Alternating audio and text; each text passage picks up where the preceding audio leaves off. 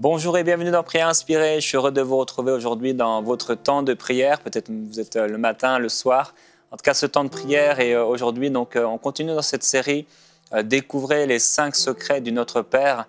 Et aujourd'hui, cette parole de Jésus par rapport au pardon. Père, apprends-moi à pardonner. C'est notre prière aujourd'hui avec notre invité, le pasteur Yvan Carluer. Pour quatrième journée avec toi. Oui. Et voilà, on découvre avec toi des secrets de la prière, des choses qui nous enrichissent. Ça nous fait du bien. Aujourd'hui, on veut parler de ce thème important qui est le pardon. Et tout à l'heure, je lisais un témoignage qu'on a reçu.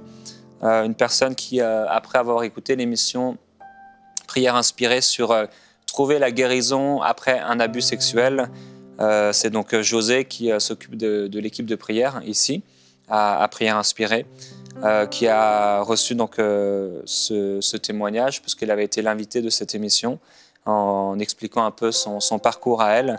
Et cette personne dit qu'il y a quelques semaines, elle s'interrogeait pour savoir si c'était possible qu'elle ait vécu cela parce qu'elle se reconnaissait dans des témoignages d'adultes abusés étant enfant. Et elle a cherché en fait une émission sur MCTV qui parlait de ces abus sexuels, en se disant que peut-être ce serait pour elle un moyen de comprendre et de savoir ce qui s'était passé. En tout cas, elle explique et elle raconte dans un long témoignage de 2 pages ce qu'elle a commencé à vivre. Le Seigneur lui a ouvert les yeux sur une situation d'enfance et tout ça pour amener à une pleine, une totale délivrance. Des fois, le Seigneur nous ouvre les yeux sur des choses qui sont arrivées, des traumatismes. On peut même oublier certains événements qui ont des répercussions même dans nos vies. Même en tant qu'adulte, en tant que parent, on peut se retrouver avec toutes sortes de problèmes, de difficultés parce qu'il y a eu des abus. Et souvent, on a entendu des témoignages de personnes qui ont commencé à prier par rapport à ça, ont senti qu'il y avait quelque chose et le Saint-Esprit, tout à coup, illumine leurs pensées. José explique par exemple que c'est venu comme ça. Il y a eu une image qui est venue comme ça un jour et elle a vu ce qui s'était passé. Et Dieu utilise parfois ce temps, ces images-là, ce genre d'expérience pour nous libérer complètement. La Bible dit que celui qui ne veut pas avouer ses péchés, il ne trouve pas de pardon. Mais celui qui les délaisse, qui se repent, qui reconnaît ses péchés, il trouve un pardon. Et des fois, ce n'est pas nous qui avons péché, mais le fait de savoir ce qui s'est passé et le fait de pouvoir vraiment déposer cette chose au pied du Seigneur, on trouve un plein pardon. Et aujourd'hui, on va parler de ce pardon qui est parfois difficile. Pardonner quelqu'un qui nous a fait du mal. Alors des fois, ce n'est pas avec une telle violence, des fois, c'est plus léger, on va dire. Mais quelle que soit la situation, on croit que Dieu, par sa puissance, peut nous donner la force de pardonner. Et avec toi, on veut partager ce principe. Apprends-nous à pardonner. Alors le Notre Père ne commence pas par cela, parce que ce n'est pas du tout quelque chose d'immédiat. Des fois, ça relève tellement de domaines de la souffrance, de la douleur, qu'il s'agit de bien se positionner avant. Se positionner, on ne peut pas pardonner si déjà on n'a pas compris que notre Père qui est aux cieux connaît le dossier. Et c'est pour cela que dans le Notre Père, dans Matthieu au chapitre 6, il dit « Notre Père qui est aux cieux, d'abord que ton nom soit sanctifié, que ton règne vienne, que ta volonté soit faite sur la terre comme au ciel. Donne-nous aujourd'hui le pain de ce jour. » Et après, seulement en 4e, vient « Pardonne-nous nos offenses, comme nous aussi nous pardonnons à ceux qui nous ont offensés. Ne nous laisse pas entrer en tentation, mais délivre-nous du mal, car c'est à toi qu'appartiennent, au siècle des siècles, le règne, la puissance et la gloire. Amen. » Et c'est très important que cette 4e position, c'est la position de nous vis-à-vis des autres. Lorsqu'on a commencé avec notre Père qui est aux cieux, c'est nous vis-à-vis de Dieu. Ensuite, que ton règne vienne, c'est notre relation à la terre. Après, on a travaillé sur nos besoins, c'était hier, sur nous-mêmes, et là, c'est notre relation vis-à-vis des autres. Donc, c'est une dimension horizontale où on n'est pas seul sur terre, on va blesser et on sera blessé. Parce que là où il y a du péché, et on est tous marqués par cela depuis la chute, on fait du mal, et souvent, quelqu'un qui est meurtri blesse à son tour. Donc, c'est assez complexe et un sujet assez douloureux. Je vais essayer de l'aborder avec humilité parce que, évidemment, moi aussi, j'ai des zones dans ma vie où j'ai été blessé. Et en général, on est d'ailleurs très conscient de qui nous a offensés et de la nature de l'offense. Et parfois, on a des angles morts sur « et nous, peut-être, nous avons offensé quelqu'un ». Mais puisque c'était en réaction, on finit presque par l'oublier. Alors, quand Christ nous dit « Vous voulez vraiment que je vous apprenne à prier ?» Il dit « Oui, parle-nous, apprends-nous à prier comme Jean-Baptiste a appris. » Il dit en 4e point, dans votre relation aux autres, dites « Père, pardonne-nous nos offenses, comme nous aussi nous avons offensé. » Et là, on parle de dette. Alors, dans le monde juif du 1er siècle, l'offense, c'est une dette. Donc, c'est très clair. Dans la tête, c'est quelqu'un à qui, en fait, on a pris quelque chose, ou quelqu'un qui nous a pris quelque chose. C'est pour ça qu'il y a la notion de dette. Donc, c'est toujours la problématique que je me pose, c'est mais qui ai-je offensé? Et je voudrais ne pas réduire, Père, pardonne-nous nos offenses. La première personne que j'offense, c'est Dieu, mais pas seulement. Des fois, c'est plus facile de demander pardon à Dieu que de demander pardon à quelqu'un. Et c'est pour ça, juste avant, dans le 5e chapitre de Matthieu, Jésus dit, si tu as envie d'aller vers Dieu, laisse là ton offrande et va d'abord te réconcilier avec ton frère. Parce que comment tu peux aimer Dieu quelque part que tu ne vois pas et être dur envers ton frère, ton prochain que tu vois. Donc, je pense que demander pardon à Dieu, ça j'arrive à le faire assez naturellement. Et ce verset me dit, mais Dieu est aussi dans l'autre et sera touché par le fait que tu ailles lui demander pardon. Le fils prodigue dit, Père, j'ai péché contre le ciel et contre toi. Et là où il y a eu offense, il y a souvent 2 victimes. Dieu est victime et une personne est victime. Je voudrais juste vous dire, parce que c'est tellement douloureux pour les personnes quand tu es victime d'abus sexuels qu'on a été cité. Ils sont entièrement victimes. Et souvent, un des mensonges du diable, c'est croire qu'on est en partie coupable. Non, non. L'enfant n'est pas coupable. Et Dieu est blessé en même temps que toi. Et je voudrais dire à quelqu'un qui a été victime d'abus sexuels, ne crois pas que Dieu est indifférent. Quand cette personne coupable t'a fait cela, il a blessé Dieu. Et cette personne doit demander pardon à Dieu et à toi. Voilà. C'est de la même façon, toi, lorsque tu demandes pardon à Dieu et à l'autre. Parce que Dieu nous dit, c'est tellement beau ce verset, c'est un de mes versets, c'est toute la Bible. Vous avez tout compris, dit Jésus, la loi, les prophètes. Quand vous comprenez, tu aimeras le Seigneur ton Dieu de tout ton cœur, de toute ton âme, de toute ta force, et ton prochain comme toi-même. Il dit, les 2 sont semblables. On ne peut pas enlever l'un et ne pas mettre l'autre. Alors, c'est la notion de réciprocité. Quand je suis dans ce texte, je comprends, c'est pardonne-nous comme nous aussi nous pardonnons. Réciprocité.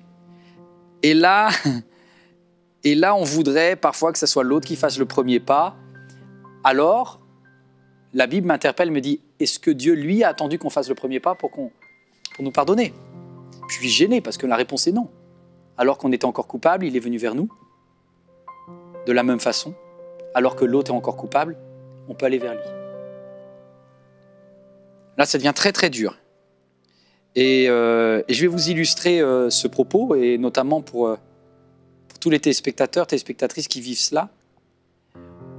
On peut servir Dieu, on peut faire les choses bien et être profondément blessé, même par quelqu'un qui pense faire bien selon Dieu. Il n'y a pas plus grande blessure que la blessure entre frères, entre sœurs, envers un parent, envers un proche. Plus la personne est proche et plus l'offense sera douloureuse.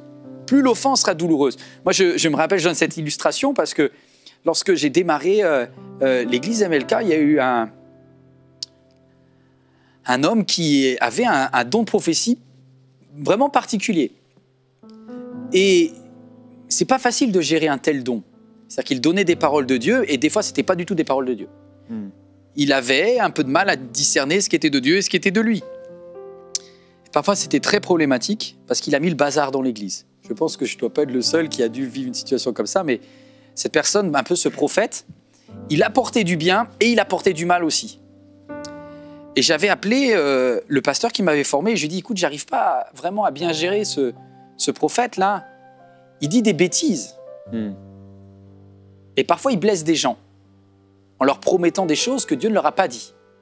Notamment, il promettait à quelqu'un que cette personne allait avoir des enfants alors qu'elle n'en avait pas.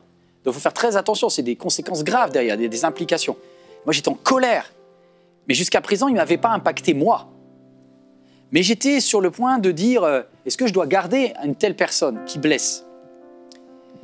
Et j'avais appelé mon pasteur formateur et je lui avais dit, qu'est-ce que tu en penses? Et avec son accent américain, parce que c'est un pasteur américain, il me dit, mets-le dehors.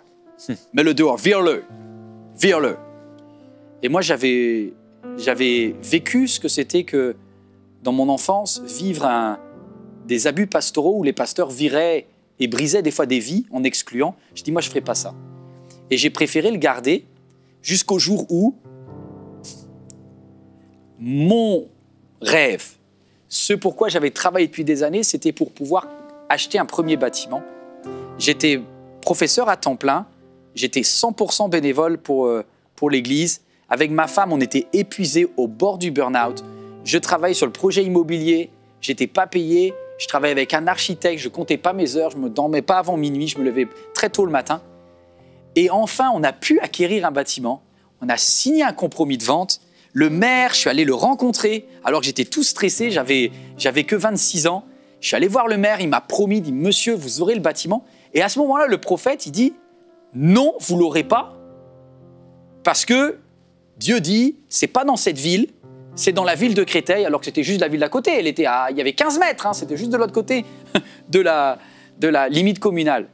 Et je lui avais dit « Bon, prophète, tu vas juste calmer un peu les choses. C'est merveilleux, on a signé le compromis, le maire est d'accord, tout le monde est d'accord. Moi, j'ai mis mes jours, mes nuits, j'ai fait les projets, les banques vont suivre, on est bénis, on remercie le Seigneur. Arrête de mettre de la division. » Et des voisins, c'était en 2008, je me rappelle très bien, parce que c'était une ville qui était très raciste, ont vu la composition de l'église Martin Luther King, où il y avait toutes les couleurs. Et ils ont été en mairie, c'était le mois de l'élection municipale en France, ils ont obtenu, par la peur et par l'abus, que le maire retire l'autorisation. Et moi, je suis revenu avec mes larmes, ma colère et mon stress. Je dis, mais quelle injustice! On vient d'être victime de racisme, on est en France, mais quel scandale! Et à ce moment-là, le prophète dit dans l'église, bien fait. Oh. Oh. Là, il y a tout ce qui n'est pas sanctifié en moi qui commence à bouillonner. Et objectivement, à ce moment-là, je pouvais me dire, j'ai le droit de dire, son offense, là, elle a une conséquence. Et on peut lui demander de payer son offense. Et puis à ce moment-là, je pense que j'ai appris une des leçons les plus importantes de ma vie. C'est mon papa qui m'avait dit de retenir ça. Lorsque tu agis de façon divine, au-delà de ton ressenti individuel, tu auras des résultats divins. Alors que si tu agis de façon naturelle, tu auras des résultats naturels. Le résultat naturel, si je l'avais exclu, j'aurais été dans la justice, au moins on peut dire une forme de justice pastorale, mais je pense que je n'aurais pas été dans le divin ni dans le surnaturel. Et j'ai demandé à Dieu sa grâce de supporter ce prophète qui m'avait blessé et qui se réjouissait du mal. Quelques semaines plus tard, il arrive vers moi, j'ai envie de dire, il a le culot de venir vers moi, et me dit, pasteur, j'ai une bonne nouvelle, je sais quel bâtiment Dieu va vous donner. C'est le bâtiment situé au 1 rue Tirard à Créteil. Je lui ai dit, mais je veux même pas... J'avais envie de dire des choses pas chrétiennes. Et à ce moment-là, je lui ai dit, dis rien, Yvan. Je suis allé voir mon pasteur adjoint, Christophe Enamé, qui est un homme de Dieu, mais d'une patience, d'une gentillesse. Et j'ai dit, Christophe, écoute le frangin, parce que là, moi, je vais avoir du mal avec mon prochain. Il a écouté, il allait visiter. C'était vrai. C'était vrai. Le bâtiment qu'on cherchait depuis des années, on l'a obtenu en 2 mois. Le permis, on l'a obtenu en 1 mois. Et au final, entre le refus et l'autorisation qu'on a eue, on a gagné du temps par la méchanceté du maire. Et là, je me dis, mais comment est-ce possible? La leçon. Lorsque tu prends sur toi et que tu choisis de ne pas réclamer à l'autre le paiement de sa dette, tu agis dans une grâce divine. Tu mets en place un système de grâce divine. Mon papa m'a dit, Yvan, qu'est-ce qui serait passé si tu l'avais exclu? Tu ne l'aurais jamais entendu te dire, cette fois-là, il avait raison. Il n'aurait jamais dit le numéro, tu n'aurais jamais pu acheter. Et peut-être que tu aurais erré encore dans du désert pendant des années. moralité spirituelle. Lorsque tu fonctionnes dans le divin, tu as des résultats divins. Si tu fonctionnes dans ce système d'offense, qui est le système de la terre, tu as des résultats terrestres. Tu auras des pleurs, tu auras des cris, et ça continuera comme ça. Moi, c'est une leçon pour ma vie, j'espère que ça l'est aussi pour les internautes. Mais la dureté de cœur, c'est le plus grand des péchés. Parce que Dieu dit, après le Notre Père, regardez le verset 14. Si vous pardonnez aux hommes leurs fautes, votre Père céleste vous pardonnera aussi. Mais si vous ne pardonnez pas aux hommes, votre Père ne vous pardonnera pas non plus vos fautes. Mais à part le péché contre le Saint-Esprit, il n'y a aucun cas comme ça dans la Bible. De non-pardon de Dieu. Parce qu'il y a une loi spirituelle qui fait que la mentalité divine sur la terre produit des résultats divins. La mentalité terrestre produit des résultats terrestres. C'est incroyable de voir ça. Est-ce que je peux faire une dernière expérience avec toi, Jérémie? Je voudrais aussi prendre les internautes à témoin, parce que accorder le pardon, c'est tellement choquant dans les béatitudes qui viennent juste avant. Jésus va oser parler à un peuple juif d'un des pires traumatismes qu'ils ont. L'envahisseur romain les maltraite et abuse d'eux. Et Jésus dit, si un soldat vient et qui te demande de porter le poids du fardeau pendant 1,5 km, propose-lui en plus. C'est inhumain. Ça peut être que divin, hein, parce que humainement, c'est impossible. Et puis après, il dit, et si ton ennemi te frappe sur la joue droite, tends-lui l'autre. Je vais le lire exactement. C'est au verset 40 de Matthieu 5. Si quelqu'un... Pardon, verset 39. Mais moi, je vous dis de ne pas résister aux méchants. Et si quelqu'un te frappe sur la joue droite, tends-lui aussi l'autre. Là, on se dit, vraiment, il y a les chrétiens pour faire un truc pareil. La non-violence à ce point-là, c'est insupportable. Ça devient délirant. Alors juste, est-ce que tu peux me frapper sur la joue droite? Doucement, n'abuse pas, s'il te plaît. Mais vas-y, vas-y. Je prends les internautes, j'espère que la caméra arrive là-dessus. Je vais pas te frapper, mais je vais... Vas-y, vas-y.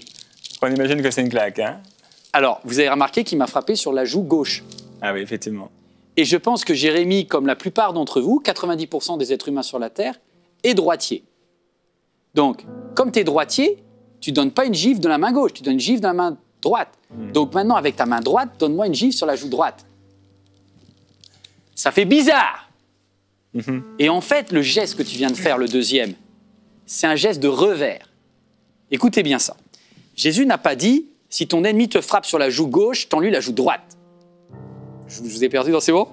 Il a dit, si quelqu'un te frappe sur la joue droite, c'est-à-dire, il faut comprendre ce qui se passe dans la Palestine au temps de Jésus. Il y a du mépris.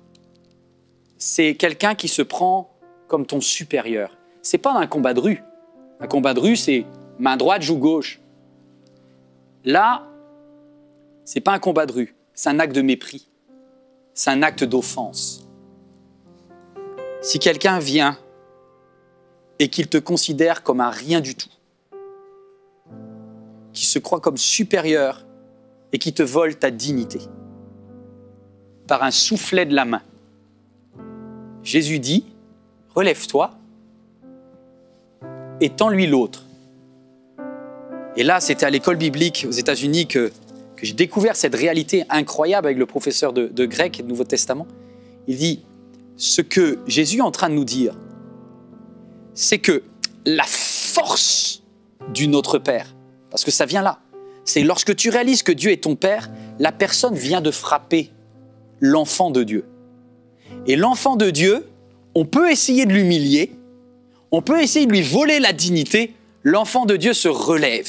Et tu le regardes droit dans les yeux et tu dis, tu crois que tu es supérieur? Si tu veux me battre, bats-moi, mais frappe-moi à égalité. Comme deux personnes qui se frappent dans la rue. Et c'est comme si Dieu dit, personne ne pourra enlever la dignité de l'Esprit de Dieu en toi. Si quelqu'un a été victime d'offense, toi qui es derrière cet écran, que tu as été victime et que quelqu'un t'a méprisé à un point où tu te sens comme rien, la Bible dit, ne laisse pas la colère et l'offense te punir une seconde fois. Parce que c'est comme un poison qui va te faire mourir à petit feu. Comme si cette gifle sur la joue droite va te faire mourir à petit feu. Relève-toi. Regarde-le et tu lui dis, il n'y a aucune autorité que tu n'as sur ma vie, si ce n'est celle que Dieu te permet d'avoir. Et c'est la même réponse de Jésus devant Pilate. C'est une non-violence, mais c'est extrêmement puissant. C'est lorsque je suis aligné avec le Père, lorsque je sais que mon Dieu est également mon Père, je ne suis pas n'importe qui. Je suis le fils du roi des rois. Tu es la fille du roi des rois. Si quelqu'un t'a offensé, il va devoir rendre compte au roi des rois et à toi. Mais ne garde pas ça dans ton cœur. Relève-toi, regarde-la dans les yeux et tu lui dis, tu ne peux pas me détruire parce que celui qui vit en moi, est plus grand que tous les mépris que je pourrais avoir de ta part. Moi, ça m'interpelle beaucoup. Dieu est en moi et lorsque je suis aligné avec lui, on ne peut rien me voler. Et je termine ce message en pensant à toute l'Église persécutée. Je me suis dit, mais comment nos frères subissent des atrocités comme ça et arrivent à se lever? Parce qu'ils savent qu'ils ne craignent pas celui qui peut détruire le corps. Mais ils disent, nous craignons que celui qui est le Dieu du ciel. Et là, depuis la nuit des temps, depuis l'Église primitive, depuis les premiers martyrs à Rome, jusqu'à aujourd'hui, il y a des hommes et des femmes qui, au lieu de retenir l'offense, disent « Celui qui vit en moi a fait de moi un fils, une fille du roi des rois. Je suis accepté, je suis son fils, je suis sa fille, et je suis indestructible, parce que l'esprit à l'intérieur de moi est immortel et indestructible. » J'espère que c'est une parole de consolation pour quelqu'un. Tu es indestructible lorsque tu ne laisses pas l'offense contaminer ta vie. Alors peut-être ça serait le moment de prier avec les internautes, les téléspectateurs, les téléspectatrices, pour que peut-être Dieu nous aide à arracher l'épine de l'offense, qu'on soit capable de se relever, de regarder dans les yeux quelqu'un qui nous a pris quelque chose et de lui dire « Tu as voulu me prendre quelque chose, mais je te le laisse. » Si quelqu'un a pris ton manteau, donne-lui aussi la chemise. Parce qu'à l'intérieur, je suis beau, je suis belle, je suis une fille du roi des rois, je suis intègre, je suis complète et je suis indestructible. Amen. Alléluia. On va prier. Amen. Amen. On a parlé d'abus au début de cette émission, tu l'as rappelé également. Si vous avez vécu cet abus, ça peut être aussi un abus spirituel. Abus physiques comme des violences, mais aussi des violences sexuelles. Dieu est puissant. Il veut vraiment vous libérer complètement. Il veut que cet être nouveau, cette nouvelle créature puisse prendre toute la place. Toute la place. Sans laisser de place, comme on l'a entendu, à l'amertume, à cette épine qui est là. Et dans la prière, je veux d'abord prier pour vous. Pour qu'il se passe un miracle de guérison par sa parole. Il envoya sa parole et sa parole les guérit. Père, merci pour ta parole, pour ton amour. Sur la croix, Seigneur Jésus-Christ, tu t'es donné entièrement, totalement, sans rien retenir. On a planté sur toi une couronne d'épines. On t'a lacéré. On t'a frappé, on t'a giflé. On t'a craché dessus. On t'a humilié, on t'a rejeté. On s'est moqué de toi. On t'a bafoué. On t'a insulté. Et pourtant, tu n'as pas rendu l'injure pour l'injure reçue. Tu ne t'es pas, par toi-même, essayé de te débattre, de prouver que tu t'es laissé faire. Tu as souffert pour que nous puissions aujourd'hui ne plus souffrir, être guéris, être libérés, être restaurés. Je prie, Père, pour cette personne qui a subi un abus sexuel ou de multiples abus, des violences, des abus spirituels. guéris son cœur. Tu le fais par ta parole. Tu le fais par le Saint-Esprit. Tu le fais par ton amour. Tu le fais par ta puissance. Tu le fais par le pardon. Merci parce que le pardon libère. Merci parce que le pardon guérit. Merci parce que le pardon fait des miracles. Ça vient de toi. Tu es merveilleux. Tu es l'auteur du pardon. Le premier à avoir pardonné, c'est toi. Le premier qu'on a blessé, c'est toi. Tu avais créé Lucifer plein de beauté, il s'est rebellé contre toi. Adam et Ève rebellés contre toi. Caïn rebellé contre toi. Le peuple d'Israël rebellé contre toi. Nous-mêmes, nous nous sommes rebellés. Tu n'as fait que de pardonner. Que de pardonner. Tu es bon, Seigneur. Nous voulons apprendre. Nous voulons apprendre à pardonner.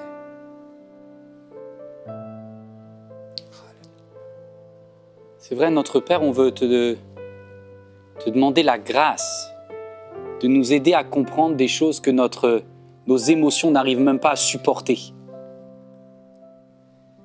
Merci, Père, parce que je t'entends dire combien tu es près de ceux qui ont le cœur brisé, le corps meurtri. Et peut-être que juste cette pensée pour quelqu'un qui est en train de pleurer en cet instant, Dieu te dit qu'il était avec toi et il souffrait comme toi à ce moment-là. Et la personne qui t'a fait du mal lui a fait avant tout à lui du mal. Ton Père était furieux dans le ciel. Puis j'entends aussi cette possibilité, je pense que ça concerne un téléspectateur, une téléspectatrice peut-être dans cet instant. Dieu te dit, est-ce que tu es d'accord de transformer l'offense et de la retourner, c'est-à-dire à utiliser ce que tu as souffert pour bénir des personnes qui ont souffert et aller apporter la vie là où Satan a essayé d'apporter la mort. Et je voudrais juste t'encourager, à toi qui écoutes ce message, une parole de Dieu pour toi, utilise le temps qui te reste sur la terre pour faire du bien à des personnes qui ont été victimes comme toi et sois un rayon de soleil pour ces personnes. Amen. Amen. Alléluia. Gloire à Dieu. Alléluia. Dieu fait de la femme délaissée une mère pour beaucoup d'enfants. Et nous croyons que le Seigneur transforme le mal en bien par la puissance qu'il a de s'assujettir toutes choses. On proclame une entière guérison, totale guérison sur vous. Et si vous avez besoin de nous contacter, vous pouvez le faire à l'adresse qui va s'afficher, prière@emcitv.com. On va se retrouver demain dans Prière Inspirée. Merci d'avoir partagé ce thème si important.